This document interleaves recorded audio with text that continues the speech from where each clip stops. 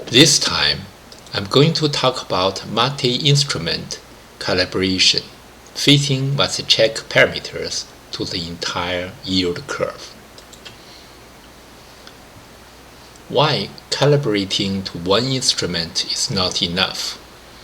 Traditional approach is fitting model parameters to a single maturity, for example, 10-year. Parameters tuned at one point will misprice every other point on the curve. A 1 basis point error at the short end can compound into significant P&L misstatement on a large portfolio. The yield curve is a system. It must be treated as one. My solution is that we should calibrate simultaneously across all observable maturities. Let's take a look at the Vasicek model first. The Vasicek model is a specific application of our Ornstein-Uhlenbeck process in the context of interest rate modeling. The Vasicek model is defined by the following SDE. RT is the short-term interest rate at time t. Kappa is greater than 0 is mean reversion speed. And theta is long-run mean. The level rates converge to overtime. And sigma is volatility. It's the magnitude of random rate fluctuations. And WT is Brownian motion.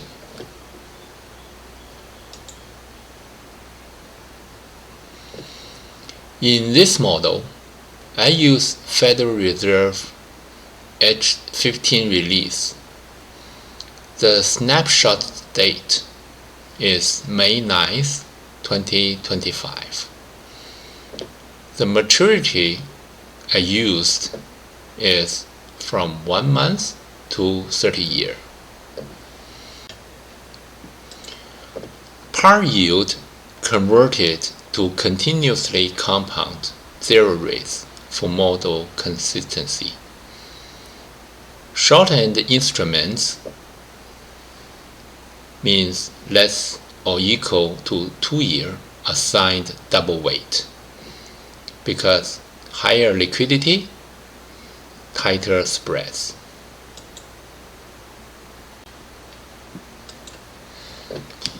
The calibration objective in my model is to minimize the weighted sum of squared errors across the full term structure.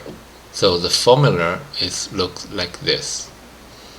And there are 4 free parameters to solve: kappa, theta, sigma, and R0. Weights reflect instrument liability. That's why the short-end instrument got double weight.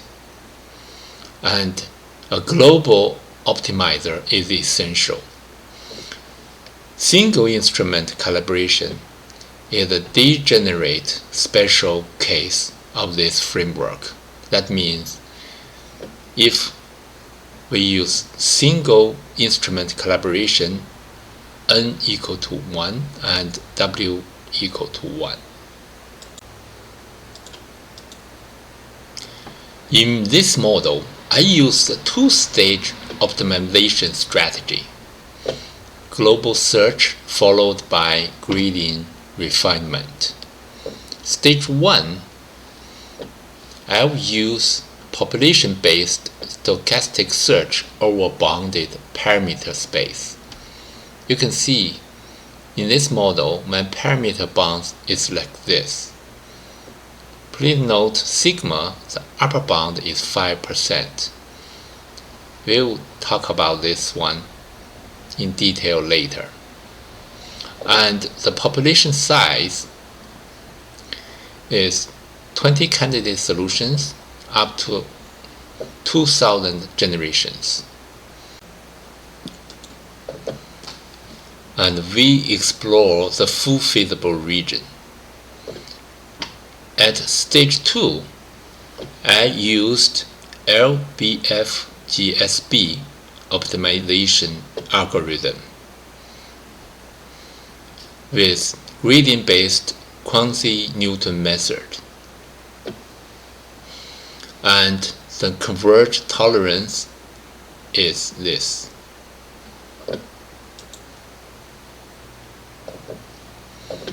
Now, this is our result, and kappa equal to 3.107, so it's very fast mean reversion. Half time is about 2.7 months.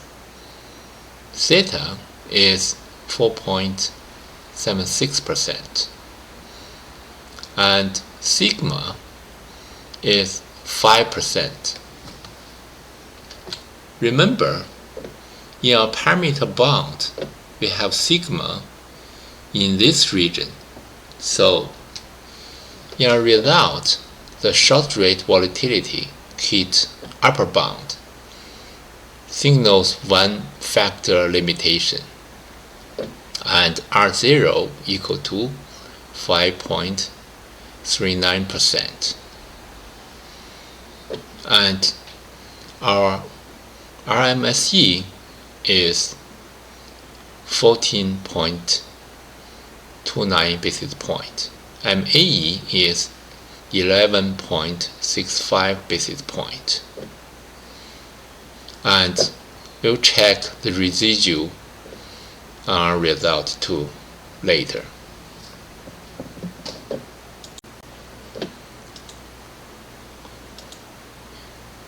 With my model, we can generate 6 charts. Now let's go to my Python code and run the model and check all those charts one by one. Okay, this is my Python model. You can see I got the market data from Federal Reserve as this, and then I'll define those Vasicek parameters, and I'll define my objective function. So, as I mentioned before, my goal is to minimize this weighted sum of squared errors across the full term structure. And here I have to the global and local calibration. Here I will smooth fitted curve, and then I'll check the sensitivity and do the plotting.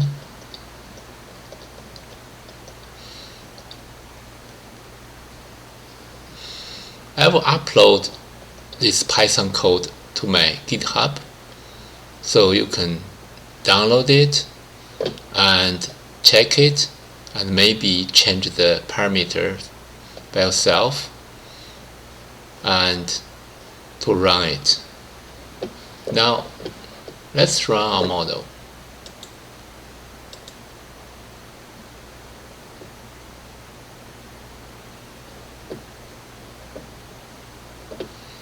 You see, we generated 6 charts as the results of my model. Let's take a look. This is our first chart. The blue line is the Vasicek model best fit yield curve, calibrated simultaneously to all 11 red dots, representing actual US Treasury yield from the Federal Reserve. You can see the model captures the steep downward slope of the short end very well. Rates falling sharply from 5.27% at 1 month towards the 4.76 long-run equilibrium. However, the curve cannot bend back upward to following the 20-year and 30-year market yield, which is known structure limitation of a single factor model.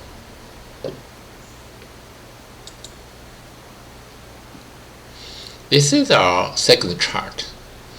You can see in our first chart,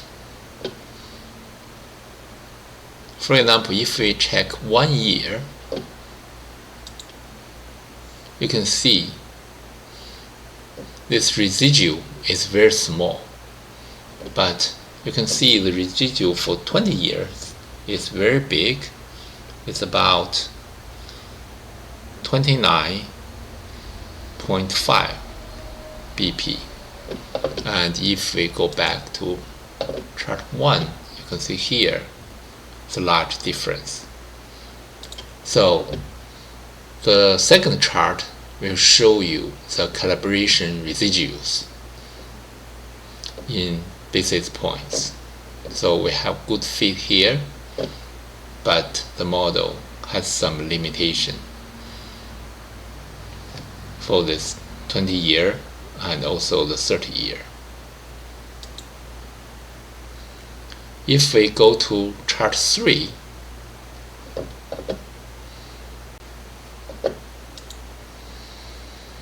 the green solid line is the instantaneous forward rate, the rate the market implicitly prices for loan starting at exactly that future horizon, while the blue dashed line is a more familiar spot yield. The forward rate drops much more steeply than the spot yield at short maturity because it flags only the marginal rate at that point. Both curves converge to the long-run mean, theta 4.758%, which is this orange dotted line at maturity extents, confirming that the Vasicek model is internally consistent with mean reversion theory.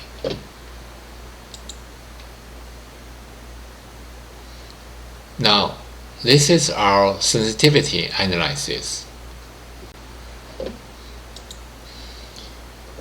In this chart, we hold theta, sigma, and R0 fixed, while changing kappa around its calibrated value of 3.107, showing how the speed of mean reversion reshapes the entire curve.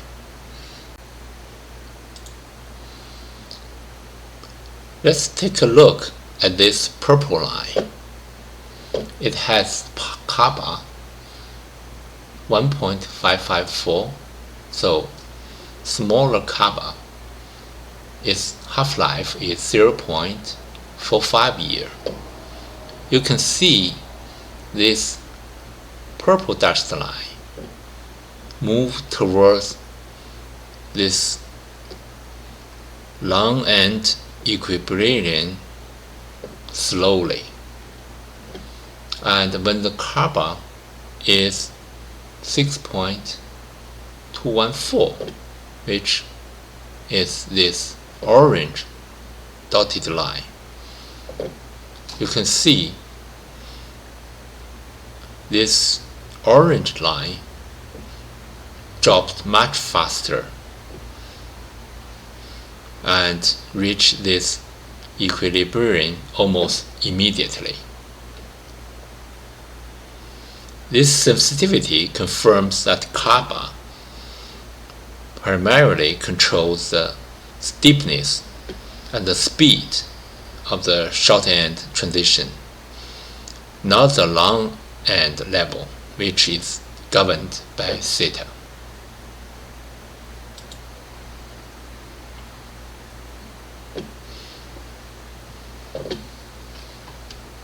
In chart 5, we check the impact of theta, which is long-run mean rate.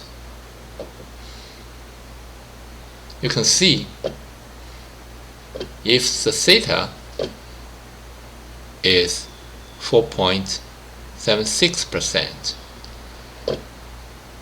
in our model, the curve will show like this, and when the theta is 3.5%, and the curve will drop like this, and when theta is very large at 6%, the curve will go like this. This makes theta the single most important parameter for pricing long duration bonds and interest rate swaps, where the terminal rate assumption dominate present value.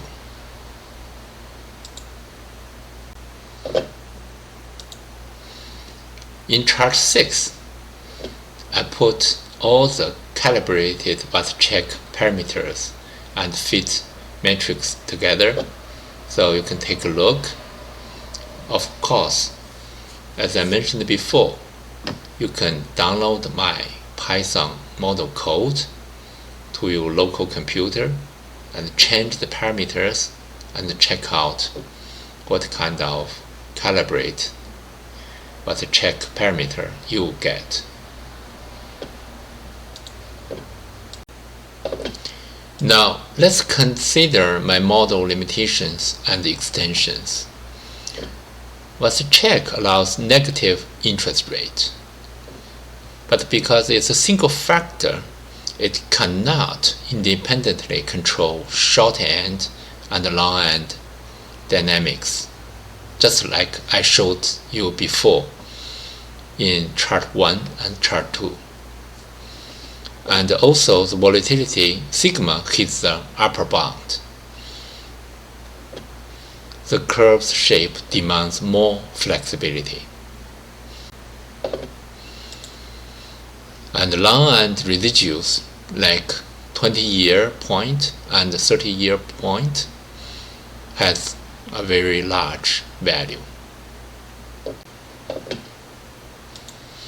So the natural extensions for my current model include the two-factor Vasicek model, G2++. It will add an independent long rate factor. And also we can use Nelson-Siegel-Swenson model. This introduces more parameters, and we can use whole white model, use time-dependent theta t.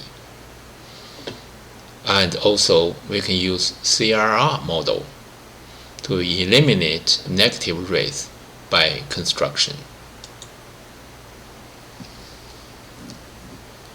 So, what are key takeaways? The yield curve is a system. Calibrating to a single instrument produces parameters that are wrong everywhere else. The Vasicek SDE admits a closed form term structure, making multi-instrument calibration computationally tractable. And we used a two-stage optimizer, reliably finds a global minimum. And we used weighted calibration, respects market microstructure. And RMSE of 14 basis points across 11 maturities from just 4 parameters is competitive for a single factor model. These techniques are the foundation of fixed income risk management at every major institution.